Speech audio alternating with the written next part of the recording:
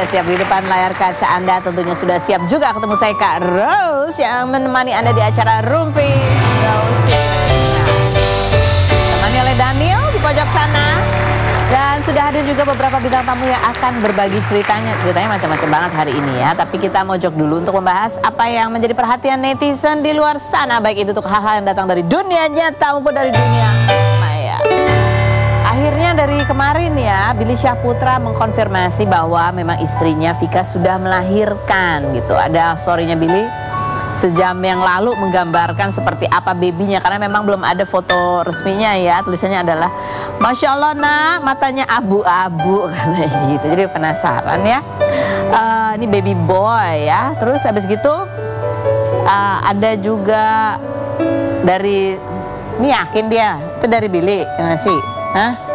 Katanya sih Kak, Katanya. Jadi kita mengangkat sebuah katanya nih ya. Ada YouTube channel ya menggambarkan tuh di depan rumah sakitnya itu.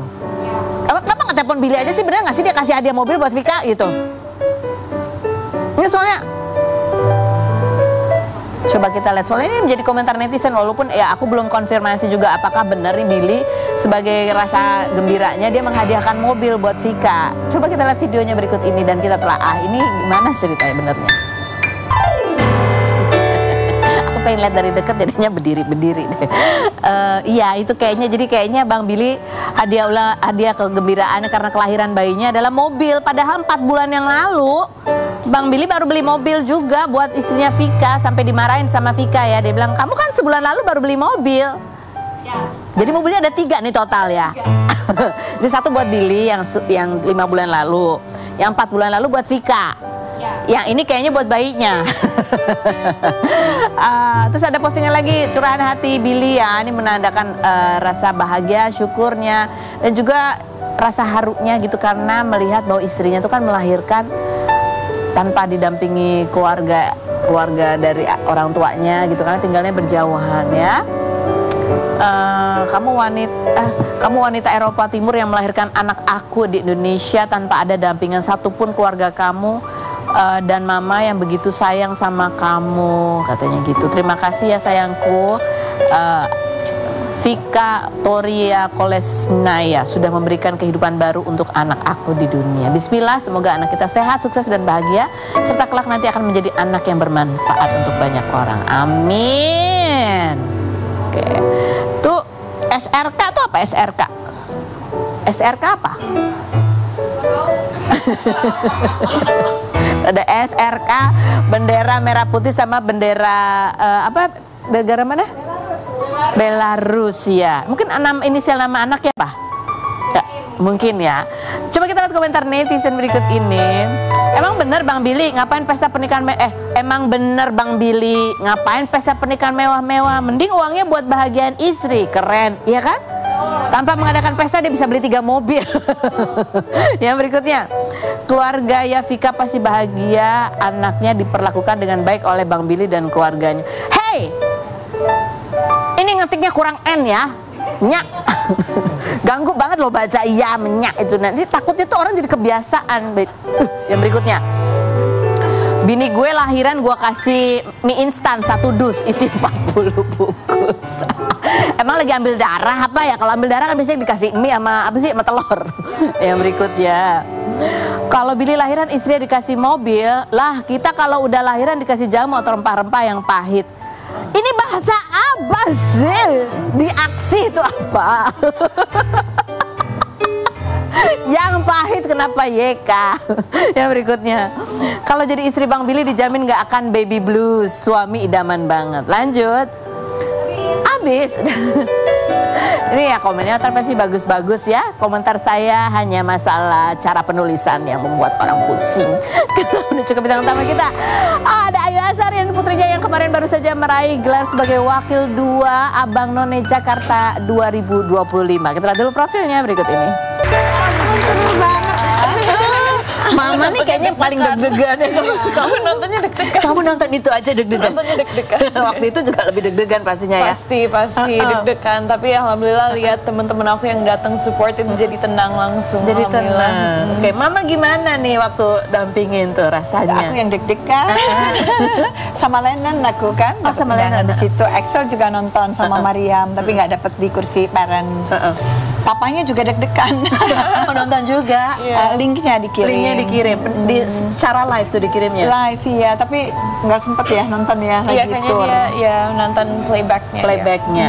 Mama katanya waktu zaman karantina latihan apa segala macam sampai nongkrongin karena Itu waktu di selatan karena belum tahu. Tapi kebetulan pas aku lihat ya ternyata memang mereka disiplin sekali waktunya.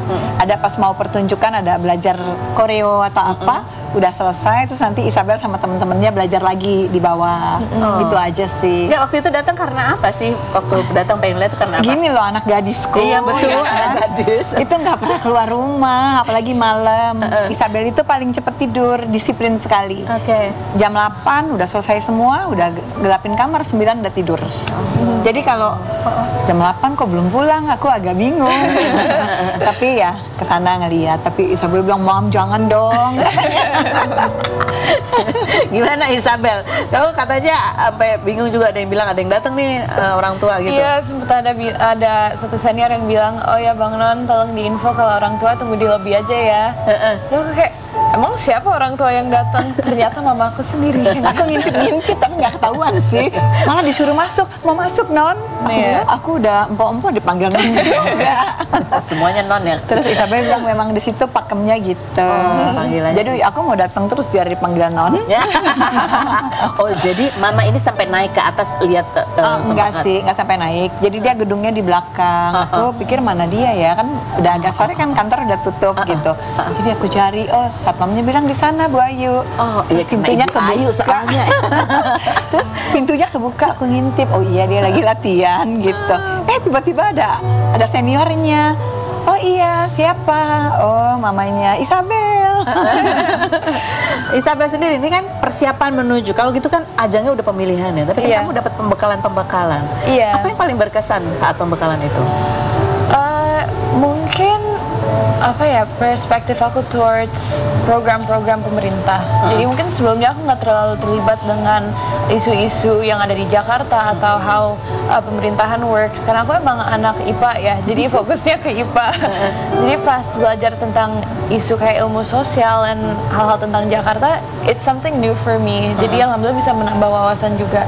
Menyenangkan sekali ya. Kalau lihat kamu jawab pertanyaan tadi, public speaking kamu juga bagus banget gitu ya. Alhamdulillah. Makanya alhamdulillah. Apakah karena ini kamu belajar dari sekolah begitu, apa di sana juga diajarin lagi tuh? Pastinya ada pembekalan khusus buat public speaking, dan kita setiap hari, at least pas di selatan, kita selalu ada latihan speech, latihan tanya jawab, juga public speaking, juga ada pembekalan dari ya pemateri-pemateri yang punya pengalaman yang sangat luar biasa. Kadang ada yang journalist, ada yang professional MC, jadi kita belajar right from the experts juga. Padahal kan kamu juga pasti dapat pembekalan dari Mama ya. Pasti. Very expert Apalagi juga. selatan ya, kayaknya ketat Selatan itu banget. lebih ini ya pembekalannya. Karena mereka soalnya mau dikirim buat mewakili daerahnya ya. Kalau dari Mama pembekalannya apa? Kalau aku pembekalannya doa aja, sama Isabel bilang apapun, yang penting kamu sudah memberikan yang terbaik dari kamu. Sudah masuk finalis, aku udah senang. Alhamdulillah. Komentar netizen coba kita baca ya berikut ini. Padahal seharusnya juara 1 ya Tante gitu. Ini pendukungnya ya berikut. Next daftar Putri Indonesia ya kakak. Lanjut ada lagi. Harusnya juara 1 sih kalau dilihat dari jawabannya. Masya Allah. Semoga Non Isabel semakin menyala. Makasih semua.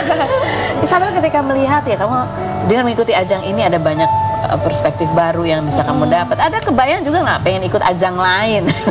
Pastinya Mama pernah bilang mungkin harus ikut Putri Indonesia, tapi ya aku 2 tahun yang lalu udah ikut Gadis Sampul, sekarang Abang None, dan Abang None ya it's a long journey, hampir 3 bulan. Jadi mungkin sekarang aku fokus sebagai Abang None aja karena karena tugasnya ya? Ya buat sekarang aku fokus sebagai Abang None aja karena memang penugasannya kita menjabat setahun, tapi setelah 1 tahun menjabat juga kita masih dapat kesempatan buat berkiprah sebagai Abang None. Jadi insya Allah dengan komunitas baru ini kita akan ada banyak project bersama yang ya aku pengen fokus di situ aja dulu. Tadi pagi-pagi udah rapat dia. Oh, Iya ya, penugasan. Iya, kita udah mulai penugasan dan juga prokernya Selatan. Jadi ya, we're right into it sekarang.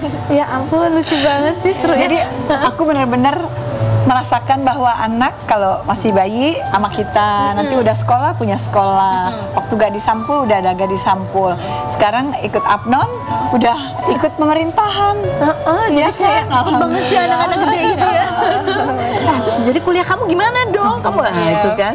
Ya sekarang aku fokus penugasan aja dulu beberapa bulan, kita lihat how does it go. Aku kan ada tanggung jawab sebagai noni juga ya, dan kita harus ya we have to give back to the community. Mereka udah trust aku dengan gelar noni Jakarta Selatan, wakil 2 noni Jakarta. So itu pernah ada satu senior yang bilang itu selempang bukan kita senyum-senyum di foto, tapi itu langsung dijahit ke dalam hati kita. It's a responsibility. Jadi we have to take it seriously. Seru banget, siapa pengen ikut merinding ya. Coba kita pengen dengar juga nih, kita challenge ya. Isabel, coba boleh nggak kamu jawab dengan cara kamu kayak kamu jawab pertanyaan waktu kompetisi ya. Ini ada pertanyaan, ini pertanyaan di sini. Di sini mana pertanyaannya? Oke, challenge. Isabel, apa tanggapan kamu tentang privilege anak artis? Sehingga banyak orang yang suka menuduh bahwa semua yang kamu jalani itu tercapai dengan mudah. Mungkin bisa dimulai dengan satu quotes, it's not about the destination but it's about the journey. Kadang kita nggak akan tahu destinasi kita kemana. Mungkin kita dapat sebuah role kalau di acting karena memang ada koneksinya, tapi tetap ada journey yang harus dilewati. Buat saya sendiri, ya pasti ada audition, ada my own personal journey, discovering myself. Tapi mungkin itu nggak terlihat dengan semua orang. Yang penting kita dan Allah tahu effort yang sudah ditaruh, dan insya Allah itu akan menjadi hasil yang baik. Jadi privilege jadi anak artis juga ada prosesnya untuk mencapai tempat yang dia sekarang tempati. Itu ibarat cuman sejak awal. Selanjutnya kan nggak bisa bergantung hanya karena anak artis gitu ya. Malah artis mamanya juga seumur dia belum tentu bisa masuk 3 besar. Masya Allah. Oke ya. Oh, ada next pertanyaan lagi nih. Nomor 2. Apa aja sih langkah mudah supaya anak muda zaman sekarang tidak menjadi mental pembuli di sosial media? Mungkin bisa quotes lagi, ada satu hadits yang saya selalu terapkan, semua perbuatan baik adalah sedekah. Mungkin itu sesuatu yang harus diingat semua anak muda generasi sekarang, selalu melakukan sesuatu yang baik karena itu adalah sedekah kita. Dan the internet is something yang sangat beneficial buat kita di era ini, tapi juga bahaya. Jadi semua anak muda, tolong kita lakukan yang terbaik buat kita semua agar masa depan kita bisa bersinar bersama-sama. Aku ikut merinding. Dan dia kemarin juga sempat cerita dengan perjalanan dia mau sekolah sebagai dokter gitu ya. Ada juga mimpi besar yang ingin kamu wujudkan, ya kan? Iya pasti. Apa kalau boleh diceritakan tentang dunia kesehatan ini? Ya dunia kesehatan is very wide, tapi aku pengen kasih sedikit effort buat riset juga dan pengen lebih mendalami tentang genetics dan DNA. Sebenarnya ini terminologi IPA, maaf guys. Tapi insya Allah itu bisa nggak hanya membantu pasien-pasien aku kalau udah jadi dokter, tapi membantu jutaan orang. Insya Allah kita bisa ketemuin sesuatu yang baru yang bisa change the game of medicine, insya Allah. Tapi niatnya emang cuma buat membantu orang dan membuat kehidupan orang lebih gampang, biar kita ada lebih banyak ruang buat beribadah dan live our life happily, nggak usah pikirin kesehatan juga. Jadi bukan cuma sebagai dokter, tapi kamu juga akan lebih banyak melakukan riset. Insya Allah. Ya, jadi ilmunya bisa bermanfaat buat orang Lebih banyak banyak dan lagi. berkelanjutan, ya nak ya. Mungkin nggak langsung di kita, tapi 10 tahun kemudian mungkin ada ya junior aku yang bakal pakai riset aku dan ketemuin sesuatu yang baru. Kita nggak pernah tahu kan. Jadi as long as we put the first step. Oh, Masya Allah, amin. Yang berikut nih, ini kan Sabel nih. Kalau Ayu katanya baru punya cucu lagi. Katanya. Lucu banget, pengen aku kasih unjuk fotonya. Ya ampun. Ini Sabrina. Ada cewek. satu lagi anaknya Axel baru lahir. Baru banget ini lahir. Kemarin baru dibotakin, terus Isabel bilang, ih kayak mini mi katanya. Nanti aku spill fotonya. Jadi panggilannya apa ini? Sama cucunya nanti dipanggil apa? Aku panggilnya apa sayang? Dia masih dipanggil mama sih. Oh, oke. Mama Ayu. Ini bagus. Jadi forever mama ya. Insya Allah. Insya Allah. Mama. Kalau datang ke ajangan Bang None jadi non. Iya, aku pengen datang terus. Ya. Terus. Oke, Aurel dan juga Mbak Ayu. Berikut ada Novi Fitriona. Ini Novi Fitriona ini kemarin membagikan sebuah video yang kemudian viral ketika dia membagikan pengalamannya sebagai seorang istri yang ya pasti rasa sakit dan marah ketika melihat suaminya itu jalan dengan perempuan lain. Tapi ketika dia menegur, malah dia yang kemudian apa ya istilahnya didorong gitu. Jadi sang suami ini seolah-olah terlihat lebih memilih perempuan lain ketimbang dirinya. Kita lihat dulu profilnya berikut ini. Novi, apa kabar hari ini? Gimana perasaan kamu? Nggak tahu. Nggak tahu. Mau diputar lagi atau nggak usah ya? Nggak usah diputar lagi deh. Kita lihat aja artikelnya. Viral, istri sah labrak suami dengan selingkuhan di mall. Istri sedang berjuang melawan kanker, suami malah membela selingkuhannya. Mau diputar videonya? Ada videonya. Ada. Nggak apa-apa, kamu mau lihat lagi? Boleh. Boleh. Ya, kita lihat. Jadi itu kejadian pada saat itu kamu nggak sengaja gitu ketemu? Tidak. Jadi kamu habis apa sebelumnya? Saya sebelumnya itu dari rumah sakit mau kontrol. Jadi kan pertama dari siang, kemudian jadwal saya itu sore hari. Setelah dari rumah sakit itu saya harusnya sih mau mendaftarkan untuk MRI. Cuma kan sebelum ini saya udah diblok suami selama 2 minggu. Jadi saya komunikasi melalui ipar saya. Saya bilang bahwa kalau saya boleh nggak MRI, karena siang itu saya dikirimin duit gitu buat berobat kan. Saya izin dulu gitu, tapi nggak ada jawaban, makanya saya mutusin ya udah deh pergi makan dulu yuk ke mall gitu kan sambil sholat maghrib. Saya bilang gitu. Jadi kan ketika saya mau parkir mobil, saya ketemu nih mobil suami saya. Sementara kan saya taunya suami saya bukan berada di Pekanbaru, tapi kami kan tinggalnya 4 jam dari Pekanbaru, itu namanya Air Molek gitu. Ketika itu saya lihat hanya supirnya. Saya tanya juga ke tiketing kan pas dia pintu keluar, saya pastikan lagi itu di dalam tadi ada perempuan nggak, saya gituin. Enggak, sendirian. Feeling saya suami saya masih di dalam. Saya keluar mall, kemudian putar lagi masuk ke mall. Dalam hati niat, ya Allah kasih lihat aku siapa perempuan barunya lagi, karena sebelum ini ada orang lain gitu kan. Jadi kalau memang rezeki aku ngelihat siapa perempuannya, aku mau foto dari belakang aja. Kan kamu bilang tadi siapa perempuan barunya lagi gitu. Kenapa, apa yang mendorong kamu mau melihat, mau memfoto gitu, buat gitu apa? Karena kan kesempatan terakhir yang saya bilang waktu di bulan Februari waktu saya masih berobat di Bandung itu, saya baru tahu dia ada perempuan selama ini kan. Saya bilang ini kesempatan terakhir kamu buat perbaiki, saya bilang gitu. Jadi jangan kecewain saya lagi, karena saya kan sudah punya bukti rentetan kejadian itu dari lama, saya udah rekam semua gitu ya. Di bulan Februari tahun 2025 ini. Iya. Kamu sendiri ketika kamu ketemu gitu kan, kamu sempat narik suami ya. Apa sebenarnya ingin kamu sampaikan sih? Kan saya udah masuk nih pertama ke mall, saya kelilingin, mau nggak ketemu kan. Jadi ketika di lantai 4, saya sempat beli donat karena udah capek nih kan, saya nggak boleh capek gitu ya. Jadi saya duduk dulu, nggak jadi sholat, saya ketinggalan sholat maghrib. Jadi ya udah dia pulang, udah nggak selera makan gitu kan.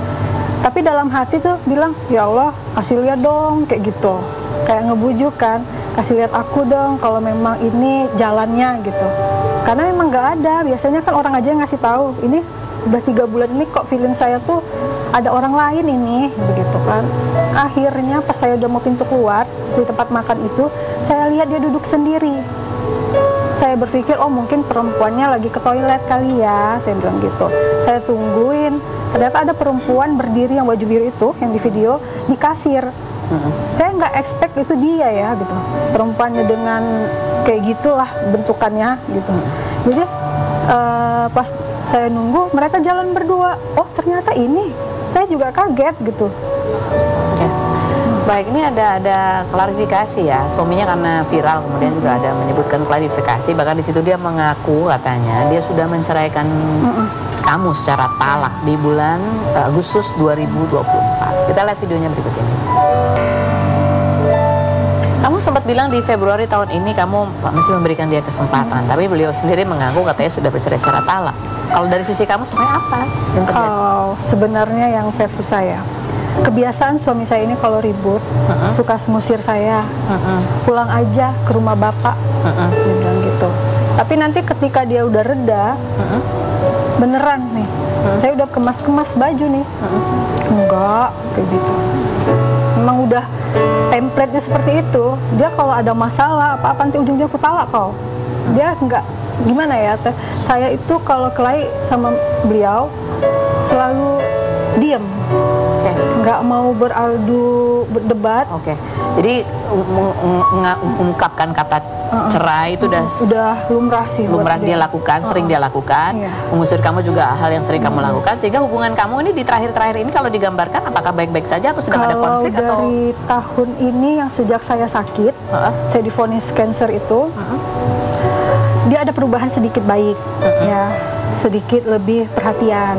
Hanya saja di 3 bulan belakangan ini, saya ngerasa dia tuh memang berbeda sekali, jarang pulang ke rumah seperti itu. Baik. Ini di postingan Instagram kamu juga ada highlight gitu, tulisannya ada ya menggambarkan tentang beberapa orang yang kamu duga pernah dekat dengan suami kamu. Bahkan kamu sempat cerita sebelum menikah. 2 bulan sebelum menikah kamu tahu bahwa suami kamu ya pernah juga punya hubungan dengan perempuan lain, bahkan sampai hamil. Kamu sempat bercerai juga di tahun 2021 namanya rujuk lagi. Ada banyak sakit yang kamu alami selama pernikahanmu gitu. Apa yang membuat kamu masih terus bertahan gitu? Selain berikut ini, tetap dulu.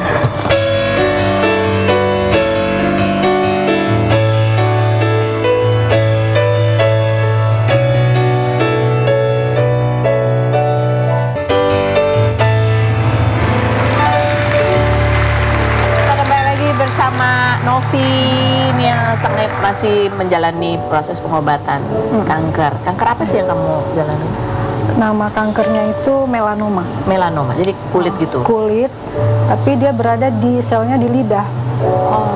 Ini jenis kanker yang ganas, makanya mata aku harus diangkat dengan berat hati. Itu aku juga gimana ya Kak, menerima kenyataan tadi. Aku aja harus nunggu bertahun-tahun buat merelakan mata aku gitu, karena memang pada November itu udah nggak bisa ketolong bentuknya. Aku udah lama sebenarnya nggak bisa ngelihat, jadi aku make upin orang itu sebenarnya selama ini pakai mata satu gitu. Jadi di 2024 November mataku tuh udah berdarah-darah gitu, dan pada saat itu baru aku dapatkan pengobatan gitu. Memang dibawa ke Malaysia, tapi waktu di Malaka itu dokternya nggak ada, jadi dirujuk ke Kuala Lumpur. Dan suami kamu mendampingi pada saat itu. Hanya saja untuk tindakan operasi waktu itu beliau agak berat karena besar ya biayanya, sekitar hampir 100 jutaan. Sementara dokternya udah berupaya memberikan waktu, kan dokternya praktek juga tuh di Australia. Beliau bilang ini harus segera, dia bilang gitu. Saya mau dijadwalkan dalam 2 hari ini. Tapi memang kan bayarnya harus di muka gitu. Dan boleh saya lanjut? Iya, silakan. Jadi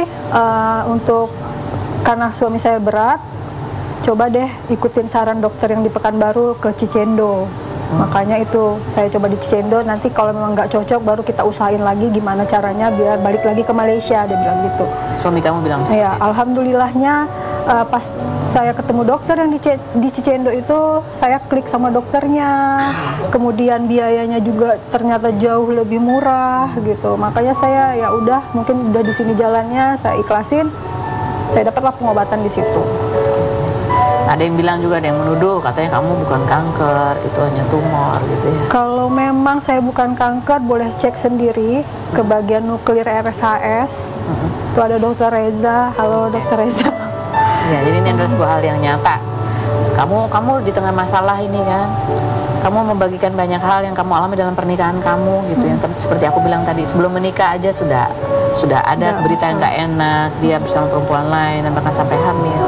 Bahkan kamu sempat bercerai juga karena orang ketiga, rujuk lagi, kemudian menjalani lagi pernikahan ini. Suami kamu bahkan bilang sejak ijab kabul pernikahanmu yang kedua kalinya dengan beliau itu terus ya kehidupan juga tidak harmonis gitu. Apa sih yang membuat kamu tuh masih bertahan gitu dengan banyak sakit yang kamu lihat, bahkan kamu rasakan sendiri? Mungkin orang nggak pernah tahu ya apa yang saya lewatin bareng sama suami dari awal. Karena kan 2 tahun pertama itu saya tidak mengetahui suami saya ada main sama perempuan. Saya lihat perjuangan kami sampai suami saya pernah di PHK gitu kan. Itu karena tidak mau dimutasi, jadi terpaksa di PHK gitu. Saya memang dari nol sama suami saya. Suami saya juga sebelum nikah kan masih pakai harta orang tua nih gitu. Jadi tiba-tiba ada klinik satu, kan masih pasiennya masih sepi. Nah ketika 2018 itu udah mulai rame, tapi dapat kenyataan saya tahu beliau punya anak di luar itu, kan saya kayak sakit ya hati saya ya, kayak ditipu gitu rasanya. Kemudian saya memilih untuk pisah rumah, tapi tidak bercerai, cuma pisah saja gitu. Dan ternyata dalam 3 tahun pisah saja itu, yang terakhir saya dapat info beliau tunangan dengan orang lain, bukan perempuan yang punya anak tadi lagi. Dengan yang lain, maka dari itu saya minta diceraikan saja. Jadi waktu itu kamu sempat bercerainya secara resmi? Secara resmi. Menikah laginya secara resmi? Secara resmi. Tercatat di negara? Tercatat di negara. Jadi kenapa suami saya, kami berdua memutuskan untuk rujuk? Karena memang pada dasarnya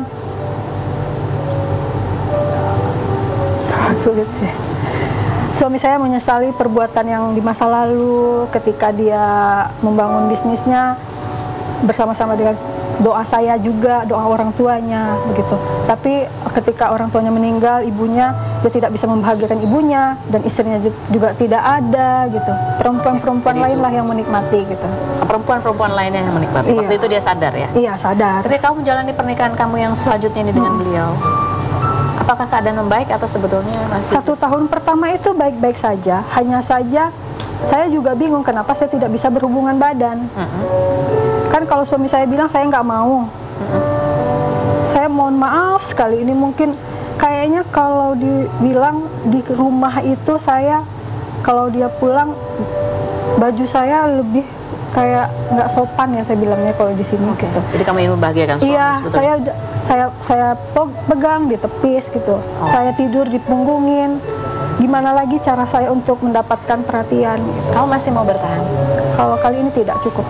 Kali ini tidak? Tidak. Cukup. Semoga kamu kuat, diberi kesehatan, kebahagiaan. Pasti. Insyaallah. Allah itu kan nggak sia-sia, Kak Feni. Di balik saya udah kayak doa saya sama Allah itu, apa sih ya Allah di ujung jalan yang akan saya dapetin? Apa gitu? Udah mentok nih, udah nggak ada jalan apa-apa lagi, nggak ada manusia yang bisa nolongin saya. Diri saya pun nggak mampu gitu. Tapi ternyata dengan kejadian ini banyak orang-orang baik yang mau peduli dengan rasa sakit yang saya rasakan bertahun-tahun lamanya. Dan kamu melihat pernikahan adalah ibadah, kamu tidak ingin kalah dengan godaan jin dasim itu untuk kedua kali gitu. Hanya itu. Tapi masih saya baca komentar, oh iyalah karena suaminya dokter, karena suaminya kaya. Demi Allah, lillahi ta'ala saya menjalankan ini. Dan nanti ngobrol lagi. Berikut ada Vanessa Ines, kita lihat dulu profilnya berikut.